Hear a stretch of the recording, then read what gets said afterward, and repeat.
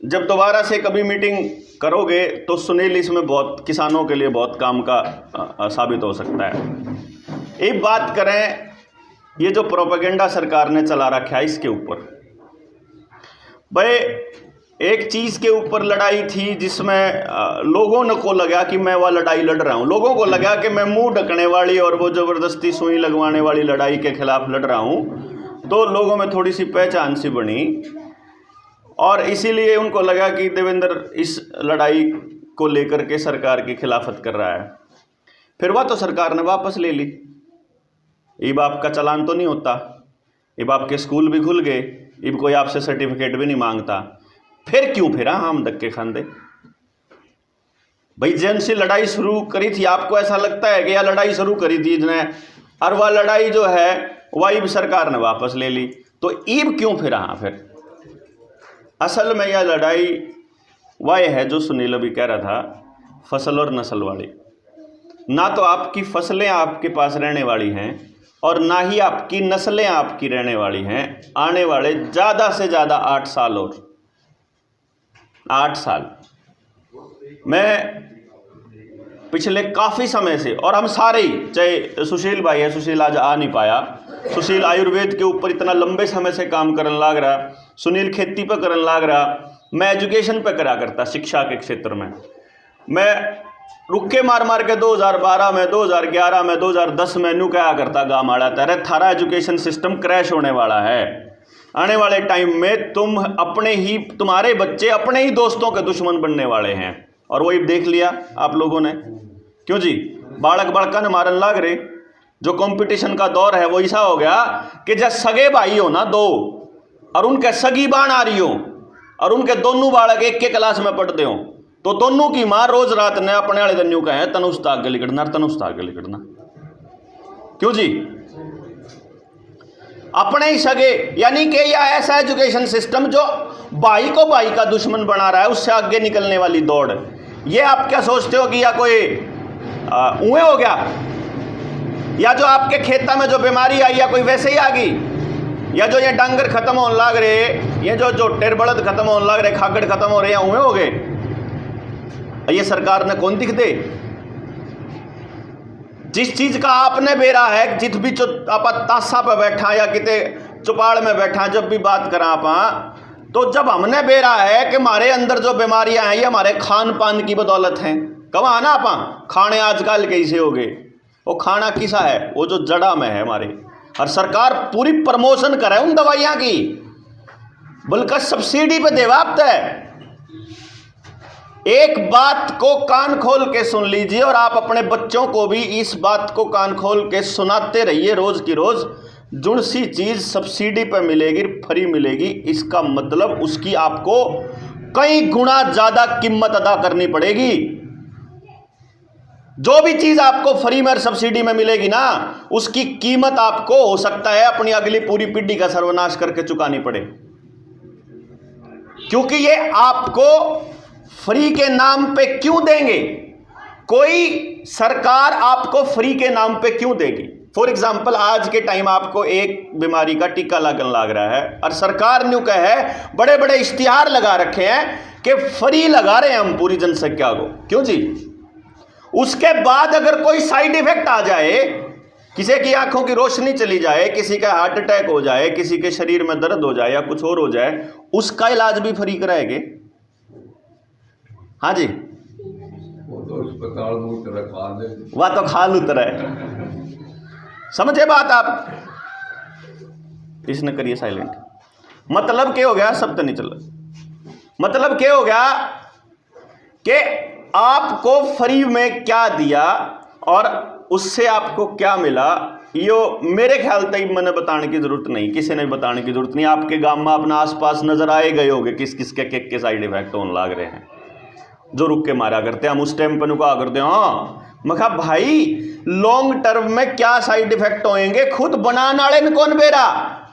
क्योंकि प्रधानमंत्री रुक के मार मार के नुकाया करता, पहली बार बने दुनिया में, पहली बार डीएनए और आरएनए बेस वैक्सीन। पहली बार बने तो इसका मतलब यह है कि आज से 10 साल बाद आपके शरीरों में क्या इफेक्ट होने वाला है, इस बात का उनको भी नहीं पता जिन्हें बनाई है। वो आपके ऊपर ट्रायल चल रहा है। ये पता है आपको इस बात का ट्रायल चल रहा है? किसी को मालूम है? ये ट्रायल चल रहा है आपके ऊपर, आपके बच्चों के ऊपर। आपने वो खबर नहीं पढ़ी, 12 से 14 साल के बच्चों के ऊपर ट्रायल की अनुमति मिली। अखबारों में तो बड़ा साफ साफ आया था, इमरजेंसी यूज ऑथराइजेशन के लिए अप्रूव हो रखे हैं ये टीके, और यह बात आप तक कोई भी नहीं बतांदा। और जब हम कम साइड इफेक्ट क्यों नहीं बताते इनको, तो वो क्या बोलते हैं कि जी हमने तो अपनी वेबसाइट पर डाल रखा है। कितने भाई वेबसाइट पर जाके देखे हैं कि किस कंपनी के ने कौन सी कंपनी बना हुआ है, कौन से ने? डॉक्टर ने कौन बेरा? फिर ये चल क्यों रहा है? क्योंकि सबसे बड़ा सवाल तो ये है, अगर जो एक लाइन में आपको बताऊं मैं, ये चल रहा है आपको पूरी तरह से इन लोगों के नियंत्रण में करने के लिए और पूरी तरह से इनके ऊपर निर्भर करने के लिए। ये 2 कामों के लिए चल रहा है कि आप जिंदगी में एक भी काम इनसे पूछे बिना ना कर पाओ, इनको बताए बिना ना कर पाओ, और आपको जिस भी चीज की जरूरत हो आप अपने आप से कुछ भी पैदा ना कर पाओ। ना आप अपना खाना, आज आपका खाना आपके हाथ में नहीं है। अगर आपको कबाड़ बीज आ जाएगा तो आपके फसल नहीं होगी, कन्फर्म है या? क्यों जी? बाजार में अगर बीज खराब आ जाएगा तो आप अपना खाना भी नहीं उगा सकते, आप पानी भी नहीं अपना निकाल सकते खेत में, क्योंकि आज पानी के ऊपर पूरा का पूरा नियंत्रण इनका है। क्योंकि आपको पानी मिलता है ट्यूबवेल से, और ट्यूबवेल का कनेक्शन कहां? बिजली से, और बिजली किसने? प्राइवेटाइज करने लग रहे हैं। इनसे का मतलब कौन है? इनसे, इनके हाथ में, इनके हाथ में वो लोग हैं जो सरकारों को चलाते हैं। हम लोगों को फिलहाल अंबानी और अडानी जैसों का नाम नजर आता है। अंबानी और अडानी तो इतने पिद्दे से चूहे हैं उनके आगे, जो लोग इन सरकारों को चलाते हैं, जिनके इशारे पे राहुल गांधी बोलता और चुप रहता है, जिनके इशारे पे अरविंद केजरीवाल चुप रहता और बोलता है, जिनके इशारे की वजह से आपके प्रदेश का एक भी नेता उस टाइम पे बोलने की हिम्मत नहीं कर पाया जिस वक्त आपके बच्चों की स्कूल बंद थे और सब कुछ बंद था। किसान साबित करने लग रहा था बॉर्डर पे बैठ के कि सारा बर्बादी चल रही है, क्या सारा फर्जीवाड़ा होने लग रहा है। एक भी नेता, सोचो, कांग्रेस बोल ली, बीजेपी बोल ली, जेजेपी बोल ली, भजन लाल आड़े बोल रहे, बंसी लाल आड़े, सूर्य आड़ा, चौटाड़ा, उड्डा, कोई बोल रहा हो? क्यों जी? कत्ती नहीं बोल लेंगे। आपके रोज पेट्रोल डीजल महंगे हो रहे हैं, कोई भी नहीं बोलेगा। महंगाई शब्द बोल देंगे, ज्ञापन दे देंगे, लेकिन आपको नहीं बोलेंगे कि आप बोलो, क्योंकि आप जाओगे तो आप पार्टी का लेबल लग जाएगा। और हम बोलेंगे तो हमें कहेंगे कि ये राजनीति करेगा या राजनीति कर रहा है। भाई सब तो दुश्मनी मोल लेकर कौन सी राजनीति हो भाई? धर्मगुरु, कोई धर्मगुरु बोल रहा हो, कोई मंदिर वाला बोल रहा हो, कोई मस्जिद वाला बोल रहा हो, कोई गुरुद्वारा वाला बोल रहा हो। क्यों जी? सब ने अपने अपने दरवाजे पर कैंप लगवाए, कोई नहीं चसका। आम आदमी ने बेरा कि आपके साथ फर्जीवाड़ा हो रहा, लेकिन इन्हें के बेरा नहीं होगा। इन्हें किसी ने नहीं लवा रखे, बड़े नेताओं ने फोटो खिंचाए, ना सर्टिफिकेट बनवाए फर्जी, आपने बनवाने पड़े। क्यों बनवाने पड़े? इसको बोलते हैं प्रेडिक्टिव प्रोग्रामिंग। प्रेडिक्टिव प्रोग्रामिंग क्या होती है, ये नौजवान साथियों के लिए बता रहा हूं भाई, आप लोगों को, क्योंकि मेरी बातें हो सकता है 2 साल बाद समझ में आवे, हो सकता है 6 महीना बाद से समझ में आवे, लेकिन जिस दिन आ जाए उस दिन अपने बालका ने बचाने निकल लियो। मैंने भी बेरा है कि मैं न्यूए फिर रहा हूँ, अर्थात जाए पाछे अपने जूतर झाड़ के न्यूए सारे के सारे गाँव में न्यूए हो रहा है। अब भाई ठीक है, यूँ पता नहीं क्या तय फिर है, जब आओगी समझ में, जब लकड़ लियो करते बार। लेकिन पहले बता दूं प्रेडिक्टिव प्रोग्रामिंग क्यों है। आपको मीडिया के माध्यम से, टेलीविज़न के माध्यम से, मोबाइल के माध्यम से, सोशल मीडिया के माध्यम से, चाहे अखबारों के या बैनरों के जरिए आपको पहले से ही ऐसा तैयार किया जाता है कि आप आने वाले टाइम में उस चीज के लिए तैयार कर लो खुद को। कैसे? हमने एक लाइन पढ़ी थी, फिल्में समाज का आईना होते हैं। यह लाइन काफी लोगों ने पढ़ी होगी। फिल्म या टेलीविजन में जो भी चलता है ना, वो समाज का आईना होते हैं। असल में समाज का आईना नहीं होते। असल में फिल्मों को बनाने वाले लोग आपको 2-4 फिल्में ऐसी दिखाते हैं जो समाज में चल रहा है, और उसके बाद बाकी फिल्में ऐसी दिखाते हैं जो समाज में वो करने वाले हैं। कौन? यही लोग जिनके इशारे पे सरकारें चलती हैं। सारे के सारे पुरस्कार वही लोग फंडिंग करते हैं। ओलंपिक गेम्स तक वो लोग फंडिंग करते हैं। कौन जीतेगा, कौन हारेगा। अंडरवर्ल्ड, नशे का कारोबार और पॉलिटिकल पार्टियां जितनी भी हैं, सारी की सारी इन्हीं के इशारे पे चलती हैं। ताकत आज के टाइम पे सबसे ज्यादा किसके हाथ में है? जो सरकारों को बनाता है। सरकार के हाथ में ताकत होती है जी। सेना भी है, पुलिस भी है, कागज भी है, कानून भी है, पैसा भी है। तो ये इन नेताओं को उद्योगपति तैयार करते हैं। वो उद्योगपति जो फॉर्च्यून 500 के हैं। आज के टाइम उसका नाम वर्ल्ड इकोनॉमिक फोरम है, जिसने अपना नया एजेंडा चलाया हुआ है, सस्टेनेबल डेवलपमेंट प्रोग्राम एजेंडा 2030, जिसका नाम पहले यूनाइटेड नेशंस का एजेंडा 21 था, जिसके अंतर्गत आपकी एक एक सांस गिनी जाने वाली है। सोच सकते हैं आप ये बात? आपका एक एक खाना, आपका आना जाना, सब कुछ आने वाले टाइम में निगरानी पे रखा जाने वाला है। धीरे धीरे आपके गांव के हर खंबे के ऊपर सीसीटीवी कैमरा आएगा।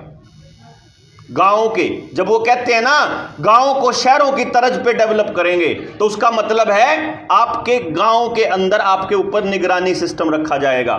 अभी तक आपको निगरानी रखने के लिए इन्होंने फास्टैग बनाया था कि आपकी गाड़ी कहीं भी से भी गुजरे, ये जो नया नंबर प्लेट और फास्टैग, ये गेम था आपकी गाड़ी के सर्वेलेंस रखने के लिए कि ये आदमी कितना ट्रैवल करता है, महीने में कितना सफर करता है, कहां से कहां तक।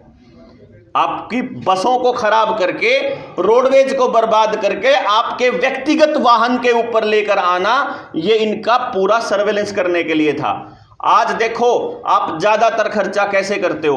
मोबाइल से करते हो ज्यादातर खर्चा, ऑनलाइन ही करते हो ना। तो आप पेट्रोल डलवाते हो तो उनके पास पूरी खबर है कि इसने महीने में इतने रुपए का पेट्रोल डलवाया। आपने कौन सी गाड़ी है, आपने नंबर ले रखा है, आपके नाम पे जो गाड़ी है उस नंबर में, इसका मतलब इस गाड़ी में इतना पेट्रोल डला, इसका मतलब ये महीने में इतने किलोमीटर ट्रैवल करता है। दूसरा आदमी कितने महीने चला, तीसरा कितने, सब के बारे में इनको ये मालूम है। और उसके बारे में तो पता ही होगा आपको। स्मार्ट वॉच देखी है आपने? किसी ने देखी है? तुम देखी है स्मार्ट वॉच?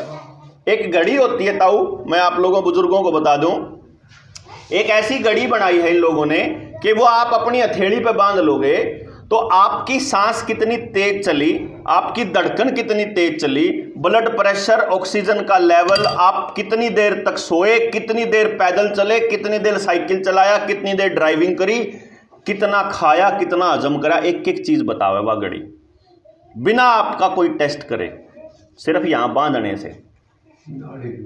हाँ, तो आप अगर उससे आपके शरीर के बारे में अगर पता चल जाए, वह जानकारी फोन पे भी जा सके है।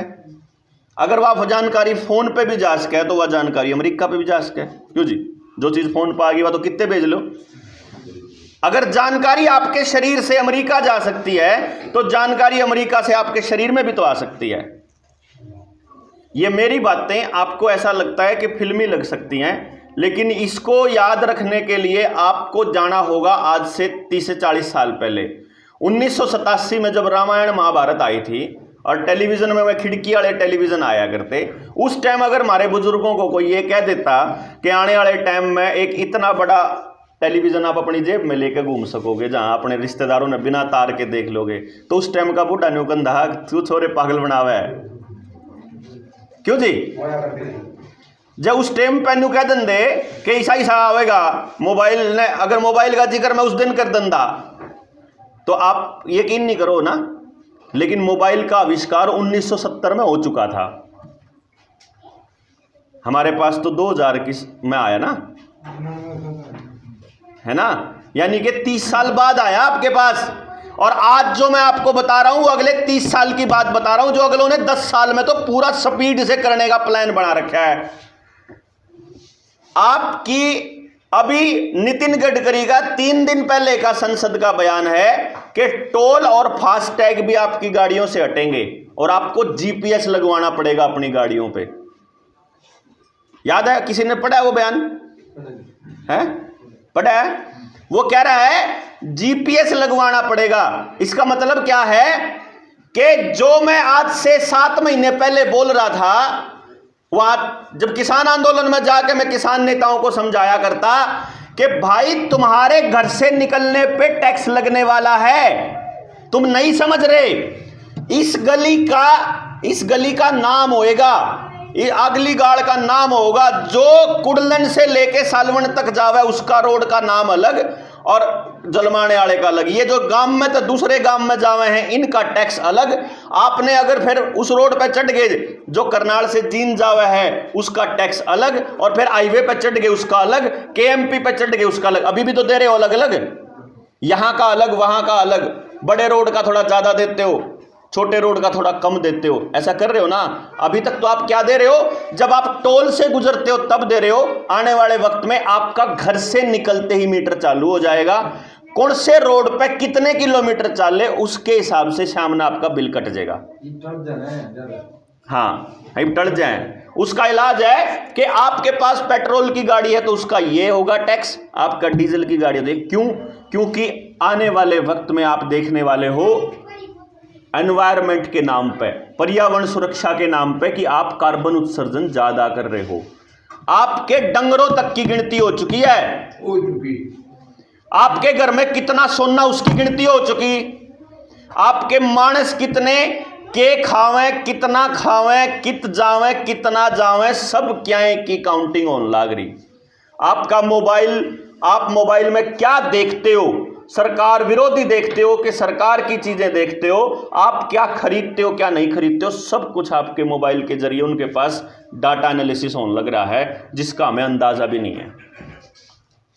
5-4-7 साल पहले दोबारा काम के सारे वहाँ आकर जमीन के नंबर लेके थे। हाँ, 6 साल का कोई भी पशु जो जन्मा बछड़ा कटड़ी उनको सब कपूर्ति कर दी, उनका आधार कार्ड बन चुका है।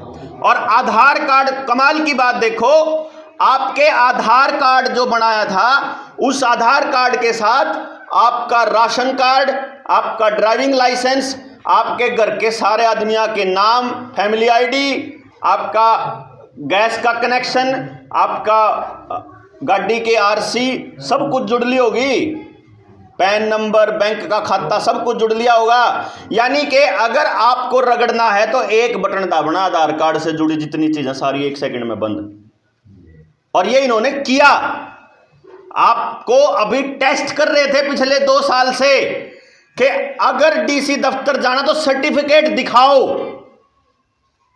ये टेस्टिंग थी आपकी। अगर आप चुपचाप गुलामों की तरह वो दिखाने वाला फरमान इनका मान लेते तो अब ये आ जाता कि आप लोगों को ये सर्विस तब मिलेगी। अभी 3 दिन पहले आज तक ने कवर किया है उसको, चाइना के सोशल क्रेडिट सिस्टम को। कौन कौन जानता है सोशल क्रेडिट सिस्टम के बारे में?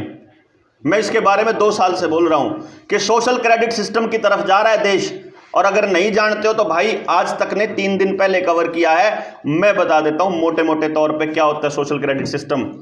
आपके आधार कार्ड के साथ आपकी सारी सर्विसेज जुड़ चुकी हैं और उसके बाद अब आपको बोला जाएगा, निर्देश दिया जाएगा कि ये काम करने के इतने पॉइंट, ये काम करने के इतने पॉइंट, अगर सरकार के खिलाफ बोलोगे तो इतने पॉइंट डाउन चले जाएंगे, सरकार के खिलाफ आंदोलन में हिस्सा लोगे तो इतने पॉइंट नीचे जाएंगे, आपका क्रेडिट स्कोर ऊपर जाएगा कि नीचे जाएगा।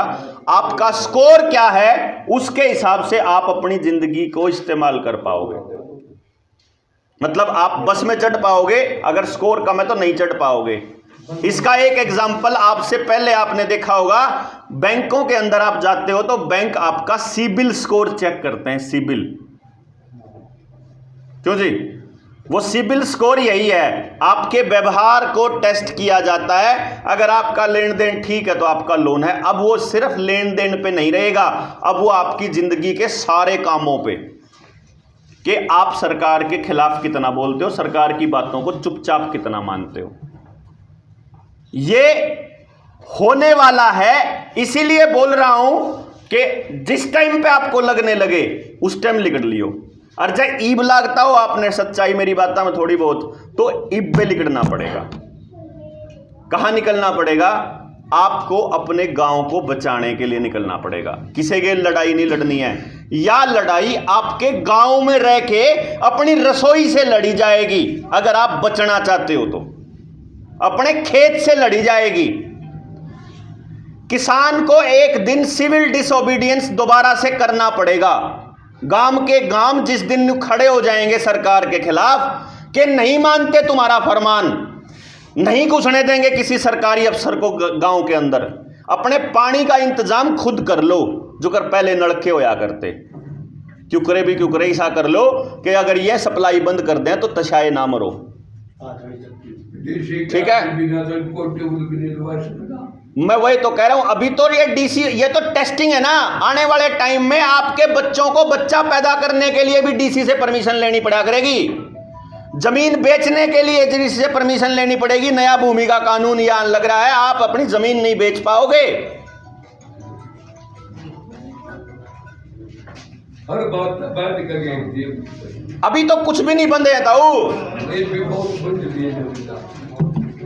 आपको मैं बताता हूं, आपको बंधे हुए क्यों महसूस होते हैं? क्योंकि आपने आजाद जिंदगी जी रखी है। हमारा दम क्यों घुटता है? क्योंकि हमने आजाद जिंदगी जी रखी है। ये जिनसे बालक 20-20 साल के हैं, ये अंकुशर की उम्र के बालक हैं, ये तड़के उठ दे स्कूल में लिखड़ा कर दे, बस में बैठ के या कितने चले गए स्कूल में, तान दे फिर ट्यूशन टाशन पर चले गए। इन्हें तो आजादी देखिए को नहीं बेचारा ने। हम तो नदियां भी नारे, हाँ जोड़ा भी, कुरडिया भी, हमारी तो होली भी नारे डाल की होया कर दी। हमारी तो जिंदगी कति पूरी आजादी में होया कर दी। बचपन हमने तो आजाद बचपन जी रहा, क्या इसीलिए दम घुटता है। इन बच्चों को तो यही ये गुलामी में ही इनको मजा आ रहा है। आप देखो, आपका नौजवान बालक पूरा दिन मोबाइल के ऊपर ना चिपका रंधा हो तो यह जेल ही तो है। सरकार के पास इतनी जेल नहीं है कि आपको काबू कर सके, इसीलिए इन्होंने लॉकडाउन लगाया, आपके घर को आपकी जेल बना दिया। ना खर्चा देना, ना आपके ऊपर कोई टेंशन, आप अपने आप मरो जियो कुछ ही करो। क्यों जी? आपके घर को आपकी जेल बना दिया और फिर प्लानिंग के तहत एक एक बालक के हाथ में मोबाइल पकड़ा दिया। अब आपका बच्चा कैद में है इस टाइम, कैद में, मोबाइल की कैद में है इस टाइम आपका बच्चा। और वो मोबाइल उसके ब्रेन को भी ब्लॉक कर रहा है, माइंड कंट्रोल चल रहा है। माइंड कंट्रोल कैसे चल रहा है? आप अपने मोबाइल पे एक चीज दबाओ, सिर्फ इतने लिख दो लेदर शूज, इतना लिख दो, या वो बोल दो मैंने जूते चाहिए भाई, वो सुना है उसने जूते चाहिए रही इसने दो रहा है। अगले दिन मतलब 2 घंटा पीछे फेसबुक चलाओगे तो जूतियां की ऐड आनी शुरू हो जाएगी आपके पास। मतलब उन्हें इतना बेरा है कि तुम के बात करने लग रहे हो। तो आपका बच्चा मोबाइल पे क्या देख रहा है, वो कौन सा सिलेबस देख रहा है? मान लो आपका बच्चा 8वीं क्लास का सिलेबस देख रहा हो, तो 8वीं क्लास के बच्चे की उम्र वो अंदाजा लगा लेते हैं 14 साल पाओगी, 13-14 साल। और 13-14 साल के बच्चे को अश्लील वीडियोज में पूरा मजा आएगा। तो वो जब मोबाइल खोलेगा तो उसके सामने जबरदस्ती आएगी, आप कितना ही जोर ला लो। जोन से मोबाइल में आपका बच्चा अपना सिलेबस देखता है ना, पढ़ाई करता है, उसे मोबाइल में सबसे ज्यादा वीडियो अश्लील आई पाएंगी, उसे में गेम की एडवर्टाइजमेंट सबसे ज्यादा आई पाएगी, मोबाइल गेम की। और आपका बच्चा फिर उसी टाइम उनकी तरफ क्लिक कर लेता है, फिर वो चलता है। आपको लगता है हमारा बालक तो हेडफोन लागन है, बटन लाग रहा है। आप तो ठीक कह रहे, बिल्कुल। इंसान तो मुद्दा बांध कर घेर दिया, क्या हर इंसान बांध कर घेर दिया ताऊ इब्बे बाज से कहां पा, इब्बे बीज इतने पूरी तरह काबू नहीं आए हैं। जिस दिन पूरी तरह काबू आ गए, इब्बे हमारे भारत में इस बीज को बचाने के लिए बहुत से योद्धा लगे हुए हैं, जो आपकी खेती के बीज भी, नेचुरल बीज बचा कर रखे हुए हैं, जिन्होंने जो आपके बच्चों को दोबारा से वापस योद्धा बनाने की तरफ काम करने लग रहे हैं कि इन लोगों को इस नपुंसकता वाली दौर से निकाला जाए किसी तरह से। ऐसे लोग हैं जो अपने डांगरा ने बचाने खातर भी हंगा लाने लगा। अब सुशील मतलब यूँ देखो आप, ये लोग जो सुशील हरपर के जो लोग हैं जो अपनी उन डांगरा ने ओरिजिनल गाय ने, देसी गाय ने बचाने के लिए लगे हुए हैं। भाई आप लोग देसी गाय क्यों नहीं पालते? क्योंकि वो ऐसा इन्होंने दिखाया कि यह बोझ है ना, इन्होंने ये दिखाया। लेकिन ऐसे बहुत से लोग हैं अपने पास देश के अंदर जिन्होंने ये साबित किया कि गाय को रखना भैंस तक रखने तक कई गुना 100 गुना मतलब 10 गुना ज़्यादा फायदेमंद है। उन्होंने ये साबित किया फाइनेंशियली, पैसे के मामले में कमा के देती है आपको गाय। लेकिन अभी उन चीज़ों के लिए तो खैर बहुत दूर हो जाएगा। मोटे तौर पर फिलहाल के लिए आपको सबसे पहले तो अपने गांव को इस लेवल पे तैयार करना पड़ेगा कि क्या आप अपने बच्चे के जन्म से लेकर के उसके बुढ़ापे तक आप अपने गांव ने स्वावलंबी बना सके हैं। स्वावलंबी मतलब कि आपने ना बीज खातर किते जाना पड़े, ना रोटी खातर किते जाना पड़े, ना पानी खातर जाना पड़े, ना शिक्षा के लिए जाना पड़े और ना रोजगार के लिए। यही तो रास्ते होंगे जी कि जिंदगी की जरूरत की सारी चीजें अगर गांव अपने आप बनाने लग जाएगा उस दिन तो अपना किसी के गुलाम नहीं होंगे। हमारी आजादी का मतलब यह है कि जिंदगी की किसी भी चीज के लिए, जीवन जीने के लिए, किसी भी चीज के लिए हमें सरकारों के ऊपर, उद्योगपतियों के ऊपर निर्भर ना रहना पड़े। अब आज आप ये पकड़ाइए बोतल, आज आप सरकार के उन उद्योगपतियों के खिलाफ लड़ाई लड़न लग रहे और उन तय रपिए प्यान लग रहे। क्यों जी? मार तो रहा है। ये है तो लोग मैं ये कह रहा हूं ताऊ कि अब जिस कंपनियों के खिलाफ हमारी लड़ाई है ना, वो उन कंपनियों को हम अपने आप फीडिंग दे रहे हैं। गांव में पानी मोल बिकन लाग रहा, गांव में, या गांव की सबसे बड़ी बेइज्जती है, मैं ये मानता हूं। मार तो पानी भी नहीं रहा अगर काम मार प्यान ना आने वाले आदमी थे, बुरा ना मानिए अंकुश, लेकिन मैं यह सच्चाई बताऊं हूं। भाई तने तो प्यार में करा कि पानी बोतल लाऊं, लेकिन मैं यह बात बताऊं हूं कि भाई मार दो घर का पानी प्याने भी को नहीं गए। दूध की लाशियां की तो बात, इसका मतलब सारा सामान पैकेट का आवेगा। घरा अगर आपके चले जावांगे तो खान ने जितना सामान दोगे सारा पैकेट का दोगे और वो किस्त देवांगे उन्हें तय। मतलब आपकी जिंदगी में शानो शौकत तब चलेगी जब आप बड़ी कंपनियों का सामान खरीदोगे, तो फिर तो आप गुलाम हो।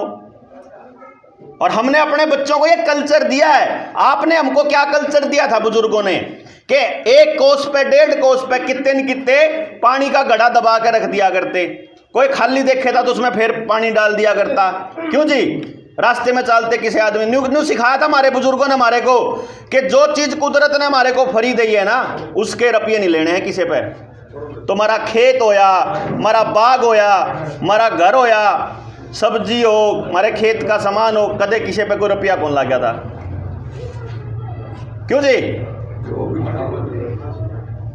अब आज आपने अपने बच्चों को यह बताया है कि 1 लीटर पानी 20 रुपया का है, तो कल को अगर ये लोग, ये प्रेडिक्टिव प्रोग्रामिंग है जिसका जिक्र मैंने शुरू में किया था कि कल को अगर आपके जोड़ पे कोई कंपनी आके, कौन सा इंडो इजराइल है उसका सुनील, इंडो इजराइल प्रोजेक्ट है अभी देश के अंदर आ लिया, कुछ गामा में चालू हो लिया, कुछ गामा में होने वाला है। आपके जोड़ जो आपकी मतलब मलकियत होया करती, वो जोड़ पे आप प्राइवेट कंपनी आके कब्जा करेगी।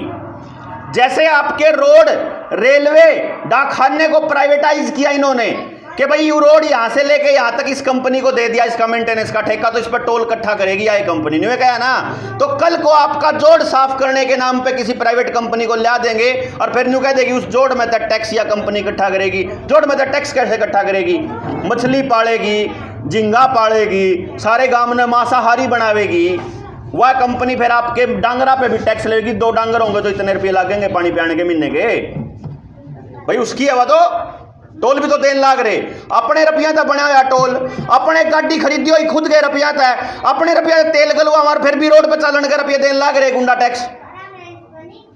हम इतने गुलाम हमने लड़ाई या नहीं लड़ी कि यहाँ टोल उतारो, हमने लड़ाई या लड़ी कितना इतना टाइम लग जाए, फटाफट फास्ट टैग तक चलो, कोई बात नहीं, आगे आगे ऐसा हो जाएगा कि तुमने रुकना ही नहीं, कितने भी जितने चलोगे उतने दो, क्या टेंशन है। क्योंकि ये देखते हैं कि आप लोग आपस में कितना लड़ते हो, आप आपस में कितने लड़ते हो और किन मुद्दों पे लड़ते हो, ये पूरी खबर जाती है उनके पास कि इस गांव में इस बात पे इतने रोड़े हैं, जात के नाम पे इतने रोड़े हैं, चपेड़ा के नाम पे इतने रोड़े हैं, बड़का के नाम पे इतने हैं, ड्योड़ पे, खेती पे, क्या क्या पे कितने कितने मुकदमे, कितने रोड़े चल रहे हैं, सारी बातें का बेरा है। तो आपको तो हवा देनी है तो ऐसे क्लिक करना है बस। जब न्यू बेरा हो ये भी हो, आपके आसपास में दो जना की लड़ाई बाजी थी राजपूता के सरदारों की, सरकार ने उसको रोकने के लिए नहीं काम करा। सरकार के आदमी जो कि नेता बने थे, भाई साहब आग ला के जाए थे वहां जाके कि इनकी वजह इनकी, ताकि इसको जातिगत रूप दें। किते जावांगे और देखेंगे कहीं दलितों के खिलाफ किसी का होने लग रहा है, कदे किसेगा कदे किसेगा। इन बेरा है कि इन लोगों को इसमें उलझा दो, बात खत्म। उस टाइम पे जिबेडा स्टॉल पे खत्म करने के लिए मेरे ख्याल से इसने अपने गोगी ने रखा था धरना, है ना, ये टोल उठाने के लिए। गांव के गांव उठ के चले जाते तो मजाल तीन की खत्म ना हुआ है, कोई उठे को नहीं, ने साथ नहीं दिया जी, किसी ने भी कौन दिया, क्योंकि अपनी लड़ाइयां उलझी हुई हैं। न्यू सोचे उसकी राजनीति चमकेगी। अरे भाई जब बढ़िया काम करके उसकी राजनीति चमकती हो तो कोई नुकसान नहीं है, लेकिन यही मैं बराबर में कहता हूं कि वो राजा स्वामी का आदमी है गोगी, और उसने लोगों के वहां कैंप लगा लगा के ठोक के जबरदस्ती, वहां वो राक्षस बना हुआ था, वहां उसकी गलती थी, लेकिन यहां उसने काम की तारीफ हो जाओ भाई, आदमी की क्यों करो। जो काम हमारे लिए कर रहा था उसमें गेल खड़े हो जाओ, जो काम हमारे खिलाफ करो उधर खिलाफत कर लो, क्या टेंशन है बताओ। आदमी की बजाय आप काम के साथ क्यों नहीं लगते, क्यों। जैसे हम जब वहां से जब जेल से निकल कर आया तो बयाना खेड़ा में हमारे पहली मीटिंग थी, हमारी रवि ने कराई वहां, तो वहां एक भाई ने रुक्का मार दिया, बोला देवेंद्र बलारा आगे बढ़ो हम तुम्हारे साथ हैं। मैंने उसी टाइम पूरे गांव के सामने एक बात कही थी, तुम देवेंद्र बलारा के नारे लाओगे, तुम देवेंद्र बलारा को नेता बनाओगे, वो अपना फायदा जहां उसको लगेगा वो अपना फायदा देखेगा और तुम लोगों को फिर बेच के जाएगा। क्योंकि आज से पहले आपके बीच जितने लोग आए वो आपको ऐसे ही बेच के गए। क्यों बेच के गए, क्योंकि आप लोगों को लगता है कि युवा आदमी बढ़िया है इसकी गेल लाग लो, लेकिन आप ये भूल जाते हो वो आदमी है आपकी तरह, काम धंधे उसके भी हैं, परिवार उसका भी है, अपनी सिक्योरिटी उसने भी देखनी, अपना लालच उसने भी देखना, अपनी जिंदगी अपने बालकों की भविष्य उसने भी देखना। तो कल न वो आदमी बिक जाए या डर जाए फिर क्या करोगे, समझे। तो आपा ने नेता पकाए, हमने अपनी बात को समझने का हमारे पास टाइम ही नहीं है। हम लोगों के पास तो अगर कोई मान लो मैं आपको ये कहता हूं कि आज तो मैं आपके बीच आया हूं केवल बात का बीज डालने, ना तो आपको यह पता कि अपनी रसोई कैसी हो, ना हमें यह पता हमारी खेती कैसी हो। जो ये कहते हैं टेलीविजन में बड़े बड़े इश्तिहार चला देते हैं, वही देखने शुरू कर देते हैं आप। जो ये कह देते हैं कि आप बेचो किसान का साथी, किसान का यो फलाना टिमका, इसे से वह चला दे हैं और अपन लागे भैया दवाई तो बढ़िया होगी। क्योंकि हम ओरिजिनल चीज देखो जी, असली चीज में तो टाइम लग गया। मेरे तक कई लोग न्यू क्या करें, बलारा तू गलत रास्ते पे है, इन लोगों का कौन समझ में आवे। मैंने को ना आवे, कम से कम मर्दियाना न्यू तो चैन होगा ना, आप गलत कौन अपन बकाए को नहीं ना आओगी, सबरी नहीं आओगी तो भिड़ते रहोगे, लड़ते रहोगे, कोई बात नहीं, लेकिन जिस दिन आ जाएगी उस दिन तो कम से कम जीना आ जाएगा, अपनी औलाद ने जीना सिखा लेंगे। आज हम बैठते हैं, मैं ये कहता हूं हमारे देश के अंदर मछली पालने के ट्रेनिंग सेंटर, गाय पालने के, भैंस पालने के, बकरी पालने के, कुत्ते पालने के, सुअर पालने के भी ट्रेनिंग सेंटर हैं। औलाद कैसे पालनी है इसका कोई सेंटर नहीं मार दो रहे। औलाद के लिए, आपके औलाद के लिए कौन आदमी उठ रहा है घर से बाहर लिकट गए। आपने तो मास्टर से सौंप दिया, वो मास्टर कौन है, सरकारी वाला मास्टर तो तनख्वाह के चक्कर में आपके बड़का का लुआन लाग रहा है जबरदस्ती। प्राइवेट वाला अपनी अपनी वो एफिलिएशन बंद होने के मारा लुआन ला रहा, वो हमको ये नहीं कह रहा कि हमारा बालक स्वस्थ रहेगा, वो ये कह रहा है हम क्या करा, हमारी तो नौकरी है। समझे? मतलब आप ऐसे लिच्चट आदमियों के पास अपने बच्चों को भेज रहे हो पढ़ने के लिए, चाहे सरकारी में चाहे प्राइवेट में, जिसको आपके बच्चे की फिक्र नहीं है, जिसको यह फिक्र नहीं है कि आपका बच्चा बड़ा होकर के कहां मरेगा कहां गड़ेगा, उसने कोई ठेका नहीं है। उसने अपनी नौकरी चाहिए और उसने अपनी फीस चाहिए, प्राइवेट वाले ने, सरकारी वाले ने अपनी तनख्वाह चाहिए। और आपा ने के वहां आपा सोचा कि यू गुरु है, यू सारी चीज ठीक करेगा, अगले ने गुरु वाला तो धर्म है ही नहीं उसका, हमने बेरा ही नहीं अपने बच्चे खातर जाएगा अपन मांगना के है। कोई पॉलिटिशियन आ जाएगा, चाहे सत्ता पक्ष का चाहे विपक्ष का, वो आकर के आपके गांव में आ जाए।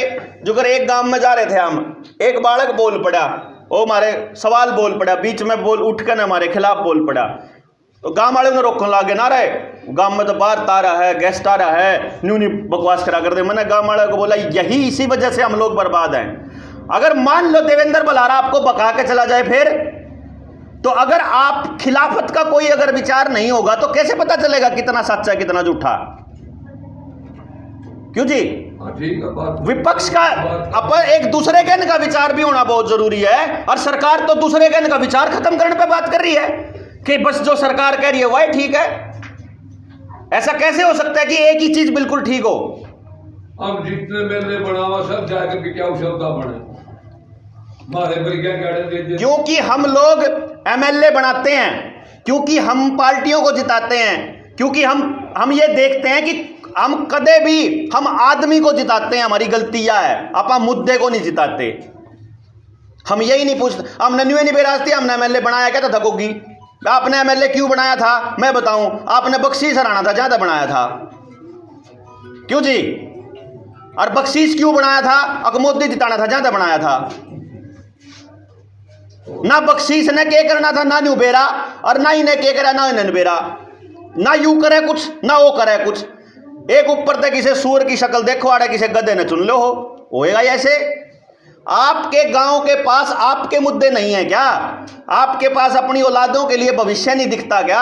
आपको अपने खेत नजर नहीं आते क्या? आपको अपना भाईचारा नजर नहीं आता क्या? आपको नहीं नजर आता कि ये लोग पुलिस के तंत्र को जानबूझ के बर्बाद रखते हैं? आपको नहीं समझ में आता कि आपके गांव के अंदर नशे का कारोबार पुलिस और प्रशासन की शय पे चल रहा है? जब गांव के एक एक आदमी को पता है कि चरस कहां मिलती है, अफीम कहां मिलती है, गांजा कहां मिलता है, तो पुलिस वाला ने कौन बेरा? उनके पास हफ्ता जाता है। आपकी कमाई कितनी हो रही है सरकार ने बेरा है, लेकिन फिर भी आपके ऊपर महंगे महंगे चालान क्यों दिए जा रहे हैं? आपकी बिजली इतनी महंगी क्यों की जा रही है? क्योंकि आने वाले वक्त में जिन किसानों का अगर आज 80% किसान का कर्जे पे है, अगर किसान क्रेडिट कार्ड के नाम पे, तो आने वाले टाइम में इन्हें 95% करना है। वो जब सारे किसानों की जमीन नीलाम हो चुकी होगी, खेत और कर्जे पे पड़ी होगी, और जिस टाइम पे बीज पूरी तरह इनके कंट्रोल में होंगे, तो जमीन कैसे बचाओगे? क्योंकि आपके बच्चों की नौकरियां नहीं आने वाली। अभी तक जो किसान थोड़ा बहुत सांस लेने की हिम्मत कर पा रहा था, सिर्फ वो किसान सांस ले रहा था जिसके घर में दूसरी को एक आमदनी का साधन हो छोटा मोटा, जिससे उसके घर में रोज खर्चा चाल जा। नहीं तो 6 महीने में आया करा किसान दो रहा तो आमदनी। किसी का बालक लाग रहा है, कोई प्राइवेट और काम कर रहा है, कोई दुकान कर रहा है, जो खेती पे है ना, उसके तो ढीठ आ रही है ना रही हो तो बताओ। और आज वो सारा कर्जदार है कंप्लीट। तो क्या ये सरकारों को नहीं पता है क्या कि भाई यू मरा पड़ा किसान? लेकिन फिर भी ना, आप लोगों की आमदनी को बिल्कुल नहीं होने दिया जाएगा और आपके खर्चों को रोज बढ़ाया जाएगा आपके ऊपर जानबूझ के, ताकि आपका पैसा जितना जल्दी हो सके आपकी जेब से निकल के या तो बड़ी प्राइवेट कंपनी के पास जाए या बैंक में जाए। 2 ही जगह जाना है। और एक दिन आपके बैंक क्रैश होने वाले हैं, बैंकिंग सिस्टम पूरा बर्बाद होने वाला है, सारे बैंक बंद होंगे। 3 दिन पहले एक बैंक और बंद करा। कौन सा बैंक था? पटना का। एक बैंक अभी बंद करा, पहले पीएमसी बंद करा था, फिर बैंकों का विलय किया था। क्या लगता है आपको कि ये कोई ऐसे ही चल रहा है? पूरी योजनाबद्ध तरीके से नोटबंदी करके टेस्टिंग करी गई थी कि कितने नपुंसक लोग हैं जिनको देशभक्ति का नाम पे चरस चखा दो इंदर। और उस टाइम पे भी रुक के मारा करते, गाड़ दिया करते। मैंने क्या करता रहा, नोटबंदी न्यू वर्ल्ड ऑर्डर का खेल है। उस टाइम तो न्यू वर्ल्ड ऑर्डर किसी ने सुना भी कौन था। 2016 में अगस्त में जब ये पटेल बनाया था गवर्नर आरबीआई का, और मैंने इसका बैकग्राउंड चेक करा, इतिहास से एमए कर रहा, अगला एमए हिस्ट्री तक कर रहा, और रिलायंस में डायरेक्टर बनकर रहा, एक कंपनी के अंदर बोर्ड ऑफ डायरेक्टर में था। मैं उसे दिन समझ गया था कि बैंकों के अंदर एक बहुत बड़ा घोटाला होने वाला है। मेरी 5 अगस्त 2016 की पोस्ट देख लियो मेरी फेसबुक पे। और फिर नवंबर में 2 महीने के बाद, 2.5 महीने के बाद नोटबंदी होगी थी, और उस टाइम पे मैंने लिखा था कि ये वही खेल है, डिजिटल करेंसी आने वाली है। अभी भी डिजिटल करेंसी का नाम आपने तो अब सुना, मैं 2 साल से बोल रहा था। किसान आंदोलन में जाके नेताओं को समझाया करता है, जब ये कानून वापस हो जाएंगे। जब कौन सा किसान सोने के थालियों में खा रहा था, पहले भी तो ना, अगले की तो सोच लो, आगे की तो सोच लो। पछली ने पिट दे रवांगे, फलाने ने माड़ा कर दिया, फलाने ने माड़ा कर दिया, आगे क्या करोगे? वो तो प्लान भी को नहीं मारा। क्यों जी? आगे क्या करोगे उसका कुछ प्लान है क्या? और एक बात कान खोल के सुन लो और अपने बड़कन सुना दो, अपने गांव राम ने सुना लो जी। दुनिया में किसी ने ठेका कौन ले रखा अपने गांव खातर करण खातर?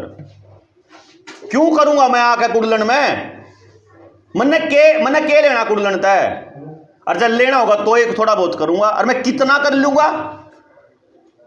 मान लो मैं तो न्यू मान के चलूं कि आप लोग सारे भरोसा करके कल ने, मैं कुछ लोग न्यू कह दें कि यू राजनीति करेगा, मैं न्यू कह दूंगा आपने भरोसा करके राजनीति करवा दी और आपने मैं एमएलए बना दिया। मान लेते हैं आप एमएलए बन के, अपनी विधानसभा में 90 गांव हैं, 85 के करीब तो हैं ना, 85 गांव हैं।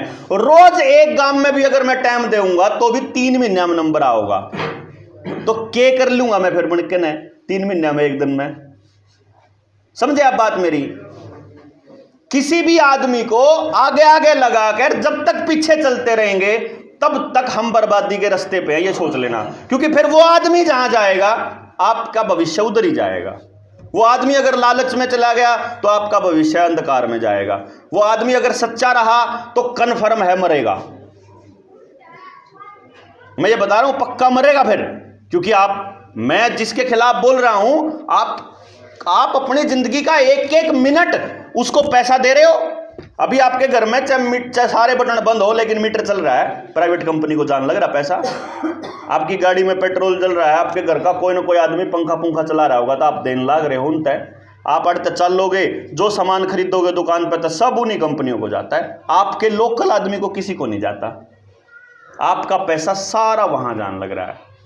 तो आपका पैसा जिनके पास जा रहा है, अगर मैं कोई बात इसी कहूंगा, अब तक तो मैं उनके लिए खतरा नहीं हूं। जिस दिन मैं किसी ऐसी पोजीशन पर पहुंच गया जो कि बड़ी पोजीशन और जहां लोग भरोसा करते हो, उस दिन तो मरना तय है फिर मेरा। इसीलिए मैंने बेरा है कि या तो मैंने रास्ता बदलना पड़ेगा, फिर आपको अंधकार में ले जाना पड़ेगा। भाई उनके हिसाब से चलेंगे अगर, क्योंकि सरकारें आप नहीं बनाते हो। आपको लगता है कि आप एमएलए बनाते हो, आपको बैम है यू, आपको टेलीविजन के जरिए फीड किया जाता है कि आपने किस तरह बनाना है, कौन बनाना है। क्योंकि आपके ही चौपालों पे, आपके गांव में एक लाइन जो कि चुनाव से 2 दिन पहले, 3 दिन पहले सबसे ज्यादा चलती है जुबान से, एक तो जीत रहा है, एक हार रहा है, क्यों वोट खराब करनी। ये 3 लाइन बनाओ आप सरकार, न्यू कौन बना देगा? अच्छा कौन, माड़ा कौन, बढ़िया काम कौन करेगा? और यह चीज आपको दे ही जाती है। मैंने इसलिए पता है क्योंकि मैं पिछले 7 सालों से इनके बीच में हूं कि इन लोगों को बकान का तरीका क्या है, इन बेरा है। बड़े बड़े दिमाग किराए पे लेके आपके दिमाग में के अंदर वो चीजें डालने के लिए ये लोग पूरा इंतजाम करते हैं। करोड़ों रुपया फूका जाता है आपके दिमाग को कंट्रोल करने के लिए।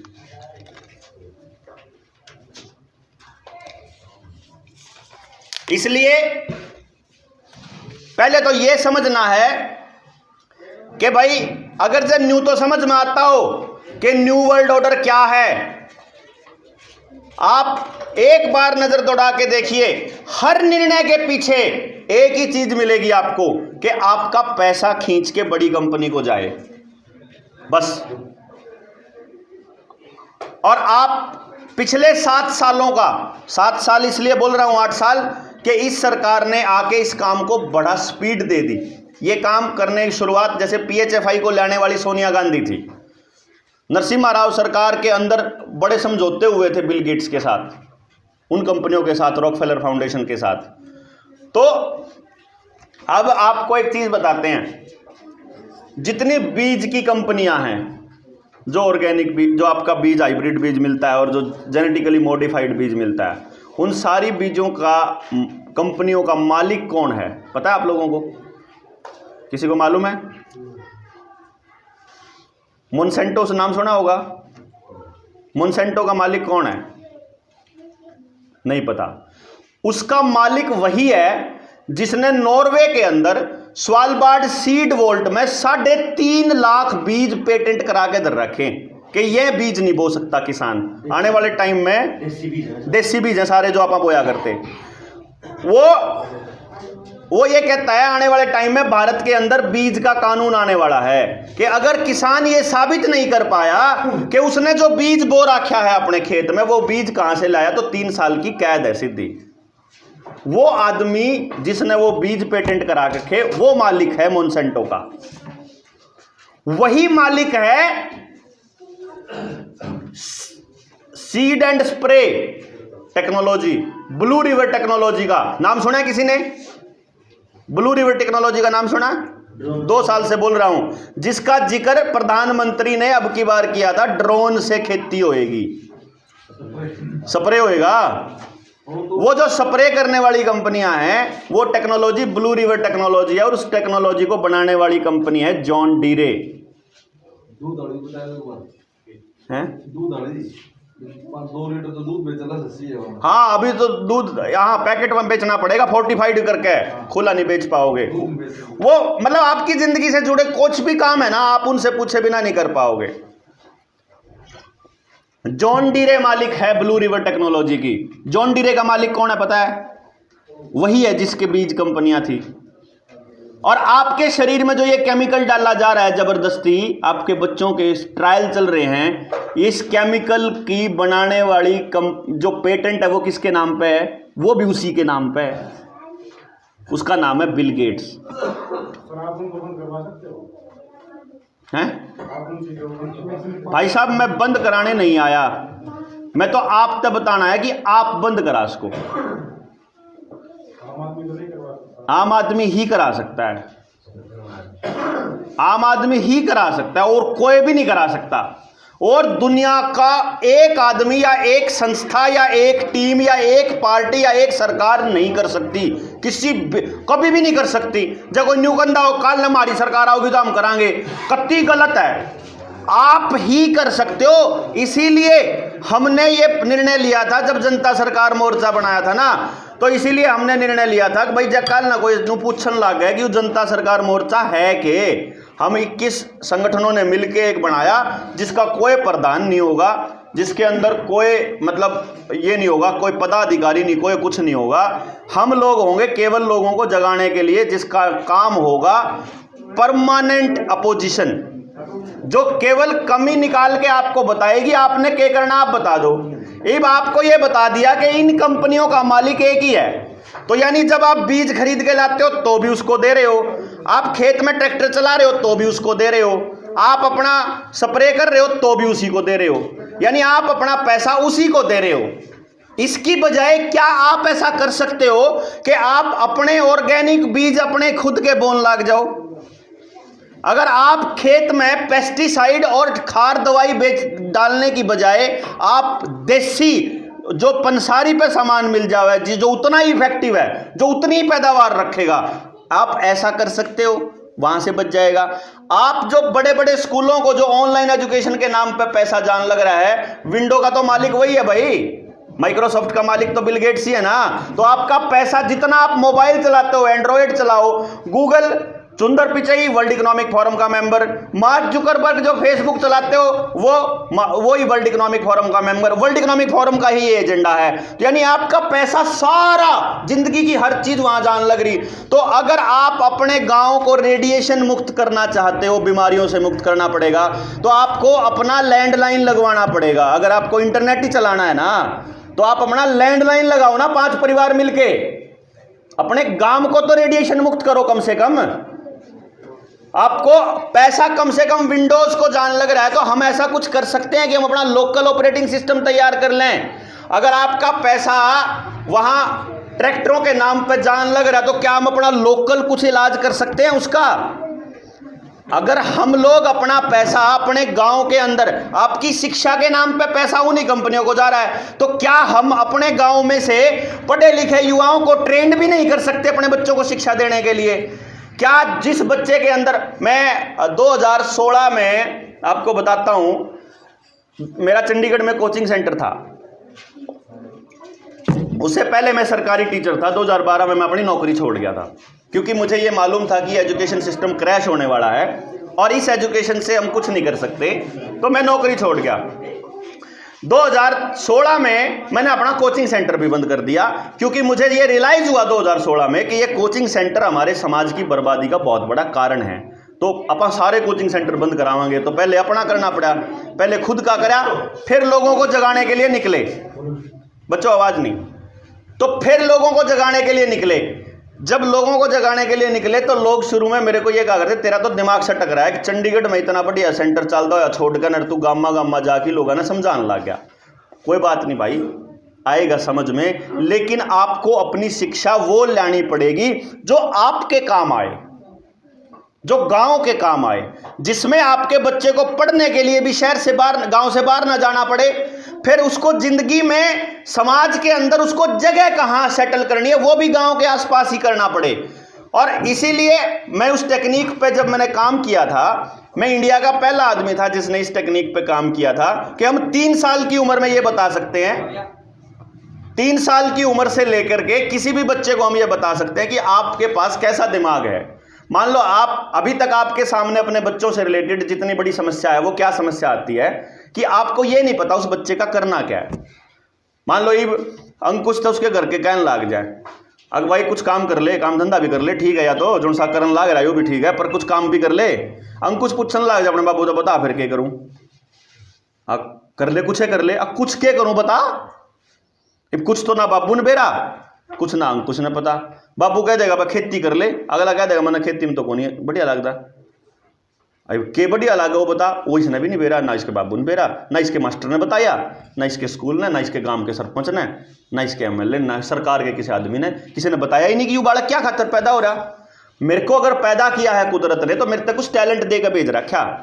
मेरे अंदर स्पेशलिटी है, मेरी स्पेशलिटी है रिसर्च, नई चीज, कि कोई आदमी कुछ कव है तो मैं उसके 3 मतलब काट सकूं हूं।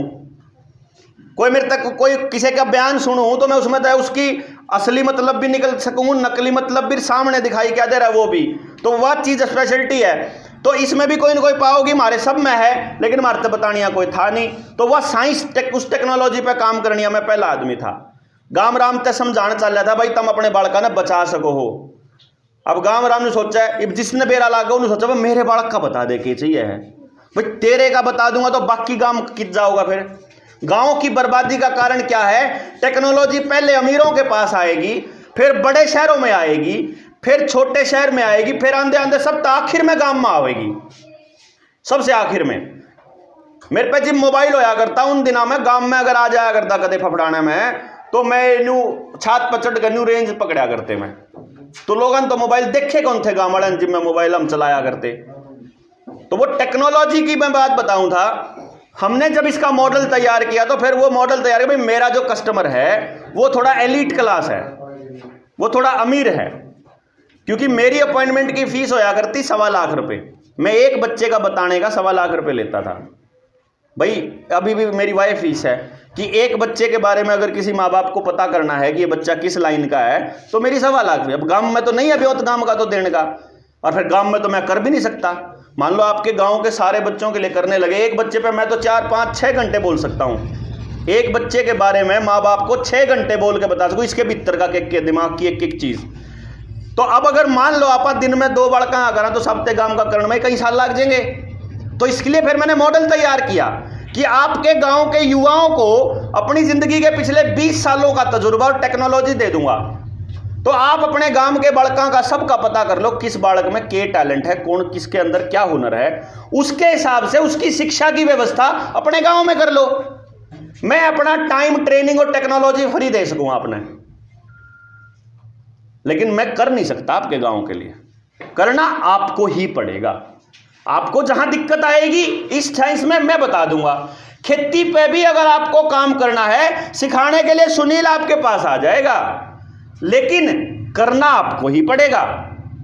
फिर इसी तरह से आयुर्वेद पे, चिकित्सा पे, अपनी और इकोनॉमिक मॉडल तैयार करने पे सिखाने वाले लोग आपके गांव में तो आ जाएंगे फ्री में, लेकिन वो आपके गांव में करने नहीं आओगा कोई भी। वो करना आपको पड़ेगा खुद ही।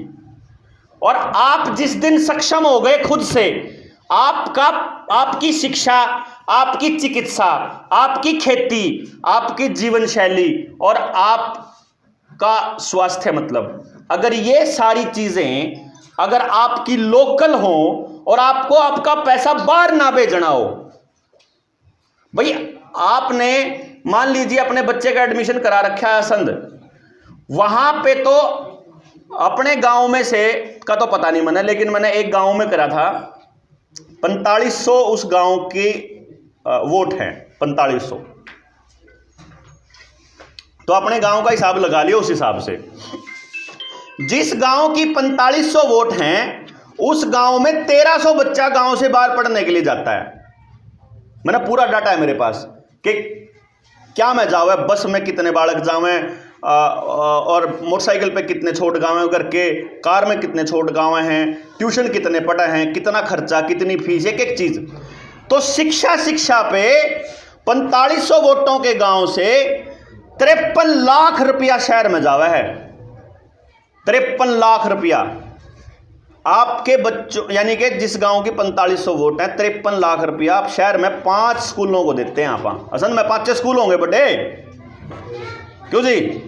यानी कि कौन बना है? 5 मालिक। काम कौन करे उसमें? पढ़ावे कौन? मारे बालक 10-10 हजार में, 5-5 हजार में, क्यों जी?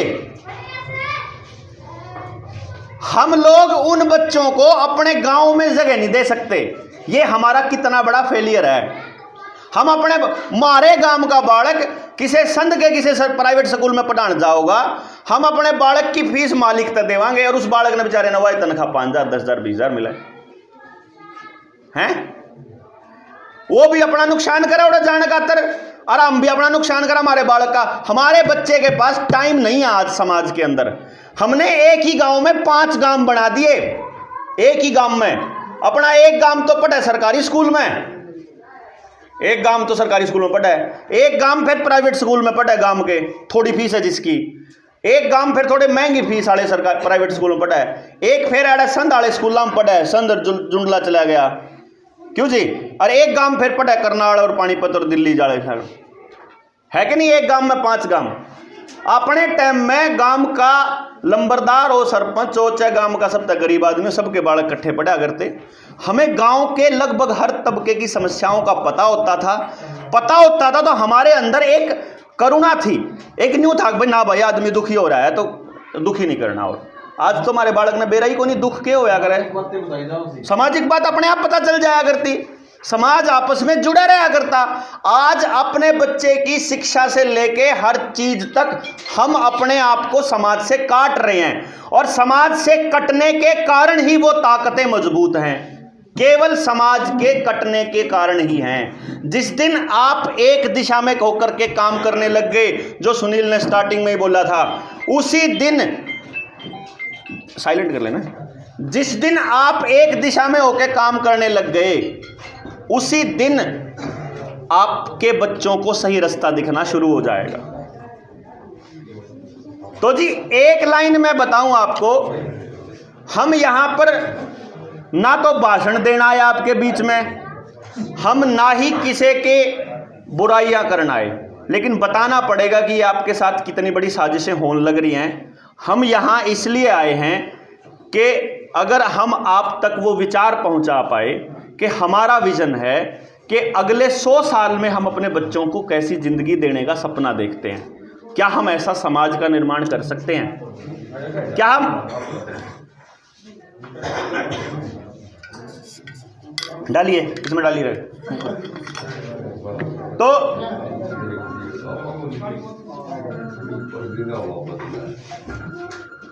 क्या हम ऐसे समाज की दिशा में काम कर सकते हैं जो अपने बच्चों को एक ऐसा समाज दे, एक ऐसा माहौल दे कि वो वहाँ आज़ाद भी महसूस कर सके और सुरक्षित भी महसूस कर सके? क्योंकि हर आदमी जो भी काम करता है वो केवल इसलिए करता है कि समाज उसे स्वीकार कर ले।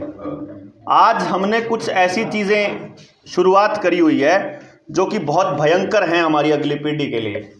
जैसे नौजवान बच्चे और ख़ास तौर पे छोटे बच्चे, वो इतने एडिक्ट हो चुके हैं कुछ चीज़ों के, इतने आदी हो चुके हैं कि आने वाले दौर में केवल नशा ही उनकी उस एडिक्शन को तोड़ सकता है। यानी वो पक्के नशेड़ी होने वाले हैं। मोबाइल का नशा इतना खतरनाक होता है कि उससे पीछा छुड़ाना केवल तब संभव है जब हम कोई दूसरा बड़ा नशा करने लग जाएं। तो आपके सामने बहुत बड़ी चुनौती है ये, अपने बच्चों को बचाना बहुत समझदारी से। क्योंकि जब आप अपने बच्चों को मोबाइल से तो पीछा छुड़ा लोगे, मान लो ये बात पता लग गई कि मोबाइल, वो एक साइकोलॉजिस्ट हैं, वो ये बोलते हैं कि अगर माँ बाप मेरे से ये पूछते हैं ना कि हम अपने बच्चों को मोबाइल दें तो उसके बदले में और क्या दे सकते हैं, तो वो ये बोलता है जी अपने बालक ने चाहे जहर दे दो लेकिन मोबाइल तो बचा कर रख लो, क्योंकि ये उससे भी खतरनाक है। आप जहर में तो एक कदम मरेगा और जब मोबाइल का एडिक्शन बढ़ता गया तो वो घर ने बर्बाद करके मरेगा, आखिर में जावेगा उड़िए। और बहुत से बच्चों के साथ शुरुआत हुई है अभी जब VR आ जाएगा ना, वर्चुअल रियलिटी आ जाएगी, मेटा आ जाएगा, इंटरनेट थोड़ा 5G आ जाएगा, तब हालात बहुत खतरनाक होने वाले हैं। इसीलिए पहले बता रहे हैं हम आपको कि ताकि जिस दिन आपको समझ में आए उस दिन भी बुलाओगे तो हम फिर आ जाएंगे। अगर आज आप काम करना शुरू करते हो तो भी हम आपको आज भी शुरुआत कर सकते हैं कि जितने नौजवान बच्चे बैठे हैं, 2 काम हैं। पहली चीज़ तो ये कि भाई आगे लॉकडाउन लगने वाला है, ये मैं आपको आज बता रहा हूँ, दोबारा से लगने वाला है लॉकडाउन। नया कानून आया है अभी, एक तो 4 टायर मेडिकल सिस्टम तैयार होने लग रहा है, जिसके अंदर अभी तक लॉकडाउन का जो जिम्मा था वो DC का होया करता, अभी लॉकडाउन लोकल लेवल पे लग सकेगा। अभी आने वाले वक्त में जो आगे है मेडिकल की टर्म्स थोड़ी सी और डिफाइन होएंगी, तो आपको किस तरह की दवाइयाँ लेनी है, कितनी ज़बरदस्ती करनी है, वो भी सरकार के नुमाइंदे तय करेंगे। और आपने अगर मना किया अपना DNA देने, DNA बैंक बन चुका है, यानी अभी तक अगर आप आरोपी हो किसी जुर्म में, तो अगर कोर्ट में आप गए हो तो कोर्ट आपको फिंगरप्रिंट लेने के लिए भी बाध्य नहीं कर सकती। आपकी मर्जी है, आप अपना व्यक्तिगत डेटा दो या ना दो, क्योंकि मेरे शरीर पर मेरा अधिकार है। मैं अपना फिंगरप्रिंट, अपना ब्लड का सैंपल या अपना कुछ नहीं देना चाहता। कोई वकील बैठा हो तो उसको पता होगा कि वो अपना डेटा आप नहीं देना चाहो तो ना दो। लेकिन आने वाले वक्त में DNA का जो बिल आने लग रहा है, मेडिकल का जो बिल आने लग रहा है, अगर आपने सरकार को देने से मना किया तो आपकी नागरिकता तक छीनी जा सकती है और आपको डिटेंशन सेंटर में बंद किया जा सकता है। जो डिटेंशन सेंटर सरकारों ने बना रखे हैं CAA और NRC के नाम पे बनाए थे, जब उन्होंने नाम लिया CAA और NRC का और बना रखे हैं वो अब न्यू वर्ल्ड ऑर्डर वालों के लिए। असलियत में लोगों के बीच में तो ये रखा जुनू तो ये मुसलमान ना खातर बना रखे हैं, तो आपके बीच में उनके प्रति जहर घोलते रहेंगे और उनके नाम पे अपनी ही जनसंख्या को बर्बाद करते रहेंगे। वो ये नाम रोहिंग्या का समाज को तोड़ना उनके लिए फायदेमंद है, हमारे लिए नुकसानदायक है। तो मैं ये बता रहा था कि जो नए कानून आ रहे हैं उसके हिसाब से आपके ऊपर दोबारा से लॉकडाउन लगने वाला है। जब दोबारा लॉकडाउन लगेगा तो आपकी सर्विसेज भी बाधित होंगी।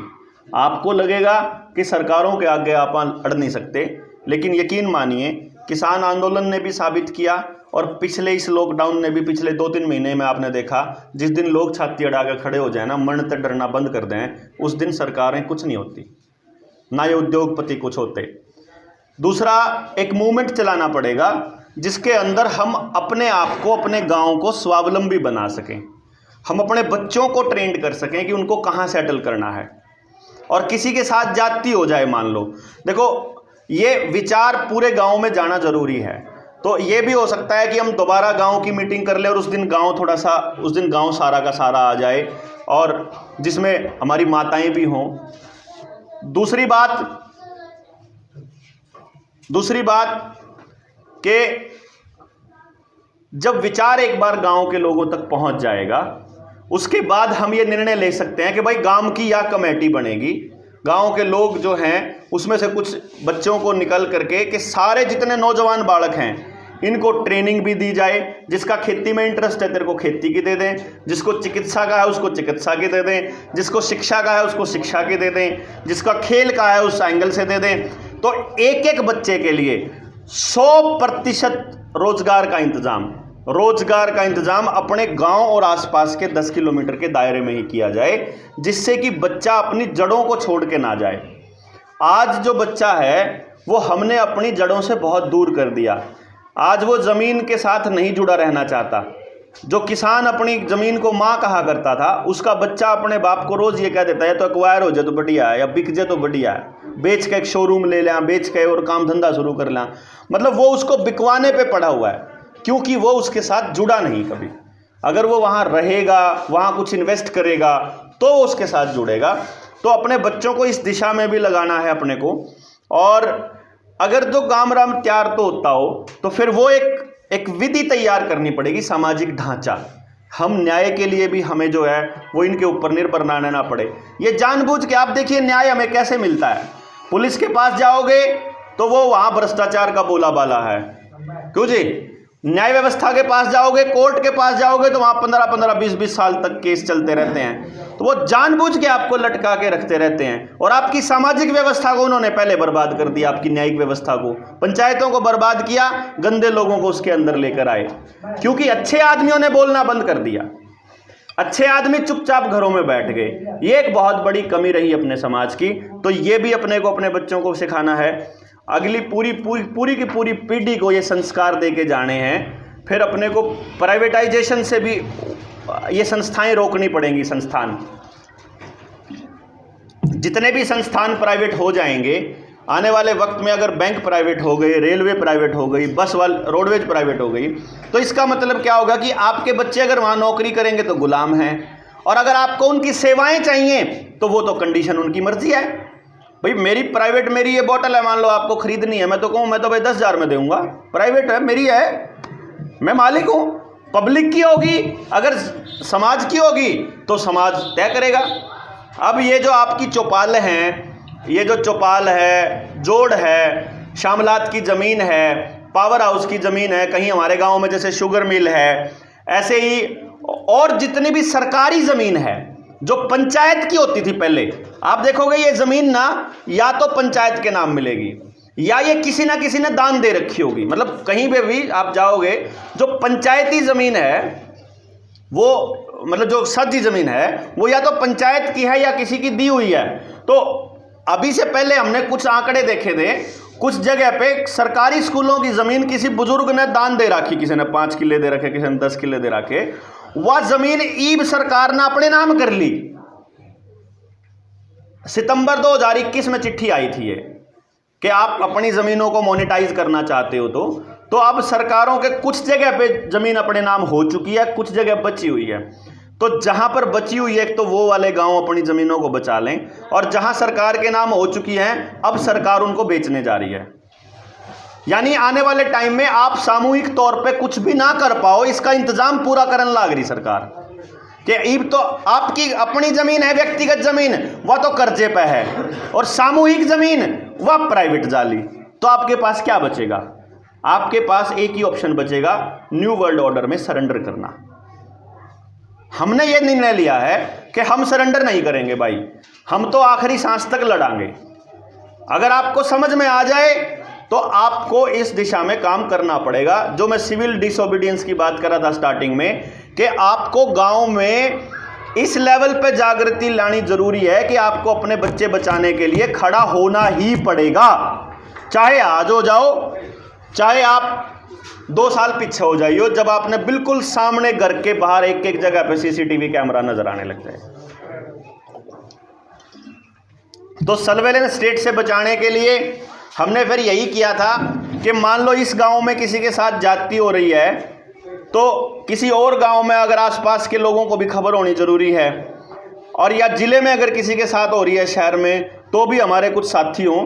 तो हम कल मीटिंग कर रहे हैं, कल शनिवार है, कल शनिवार है ना, कल जो सेवा, ये मानव सेवा संघ बड़ा पार्क है ना, जो कर्ण पार्क थोड़ी उसका नाम, कर्ण पार्क अंदर है भाई, कर्ण पार्क अंदर है ना, हाँ मना मेरा कर्ण पार्क, अटल पार्क अलग है, कर्ण पार्क अलग है, वो मानव सेवा संघ का पार्क है। मानव सेवा संघ का ही बस स्टैंड के पास, हाँ बस स्टैंड के पास है, वहाँ पे मीटिंग कर रहे हैं हम लोग, जो जिला करनाल के लोग हैं, जितने भी बच्चे हैं, ताकि मान लीजिए आपके गांव से मान लो 5 बच्चे हैं जो उस मीटिंग को अटेंड करते हैं, एक तो वो थोड़ा गहराई से समझ लेंगे, बाद में जब गांव के युवाओं की मीटिंग हो, ताकि उनको ट्रेनिंग दी जा सके उनके हिसाब से, ताकि आपको पता लग सके कि आप अपने बच्चों की शिक्षा पे कैसे काम करोगे। हाँ, करना पड़ेगा आप सबको मिल करके। देखो, हम 20, 30, 50 लोग क्या है, साल 2 साल तो हम चिल्ला सकते हैं गांव गांव जा करके, उसके बाद हमारी गुंजाइश नहीं रहेगी। हो सकता है कि भाई एक ही चीज़ को हम कितना समझा सकते हैं आपके बीच में, आगे कमान अगली पीढ़ी को तैयार होना पड़ेगा ना इसके लिए कि चीज़ों को समझ के आगे बढ़िया चीज़ों को प्रचारित करें। जो निकम्मे लोग हैं ये तो प्रचार में दिन रात लगे हुए हैं, ये जो लूटने वाले लोग हैं ये तो दिन रात लगे हुए हैं, हम कुछ कर ही नहीं रहे हैं। इसलिए आगे से आगे और प्योद तैयार करनी पड़ेगी जो इन चीज़ों को समझती हो, इन षड्यंत्रों को समझना भी सिखा देंगे, इनसे बचने के रास्ते भी बता देंगे। पूरी बात समझने के लिए तो मतलब 20-30 घंटे का समय चाहिए, तो वो उसकी ट्रेनिंग की जो मतलब जो वीडियोज़ हैं वो हम आपको दे देंगे, तो वो यहाँ अपना प्रोजेक्टर पर लगा के सामने बैठ के नचे देख लो फिल्मा की तरह भाई, के बात हैं, के बात हो इर के रहा। इस एंगल से एक एक आदमी को जानकारियाँ इकट्ठी करनी पड़ेंगी। जो आप कह रहे थे कि आप रोक दोगे, वो हम नहीं रोक सकते, लेकिन पहले हमें पता होना कि आने वाले टाइम की समस्याएं क्या हैं, हमारे दुश्मन कौन है, और लड़ाई हमें कितनी बड़ी लड़नी है और कैसे लड़नी है। और ये लड़ाई मैं आपको फिर से बता रहा हूँ, ये लड़ाई आपको अपनी रसोई और अपने खेत से ही जीत सकते हो। आने वाले टाइम में कर्जा जो है हमें देना बंद करना पड़ेगा, बैंकों से अपना पैसा निकाल करके अपनी खेती वाली ज़मीन खरीदनी पड़ेगी, लोन और गांव को इकट्ठा होना पड़ेगा। आपकी ज़मीनों पे ज़बरदस्ती कब्जे आएंगे। अभी भूमि अधिग्रहण कानून इन लोगों ने पास कर दिया है, पहले 70% आदमियों के साइन चाहिए करते, अब 70% आदमियों के साइन की ज़रूरत नहीं है। अब आपकी ज़मीन, अगर यह ज़मीन सरकार को पसंद आ गई और पब्लिक प्राइवेट पार्टनरशिप में किसी कंपनी ने बोल दिया कि यह चौपाड़ वाली ज़मीन हमने चाहिए, अरे यहाँ हम कोई बड़ा स्टोर खोलेंगे किसान के लिए, तो सरकार इस ज़मीन को एक्वायर करके देवेगी और डीसी रेट जो है खाते में पहुंच जाएगा जिसके नाम वह पड़ी होगी।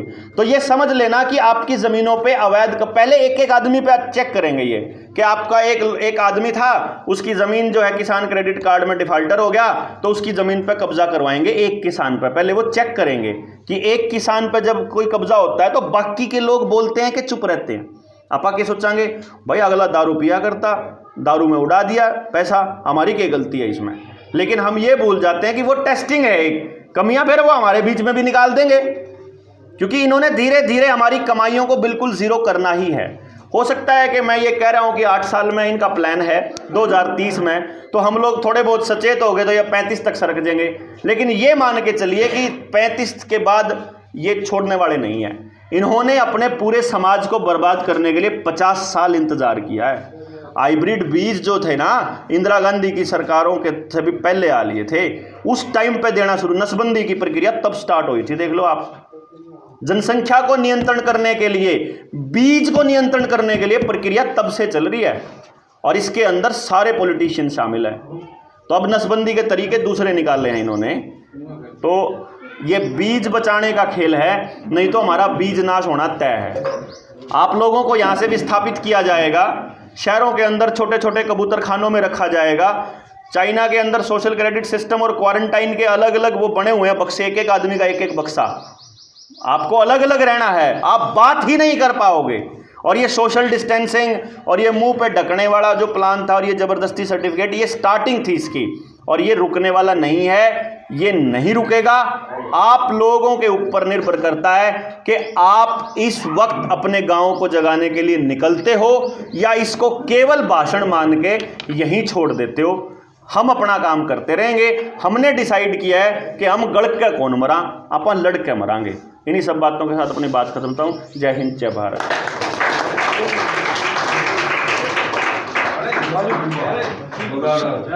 चौधरी साहब, सुनील बोला 1 मिनट, बात तो आपने सारी ये बोला 1 मिनट सुनील। हैं?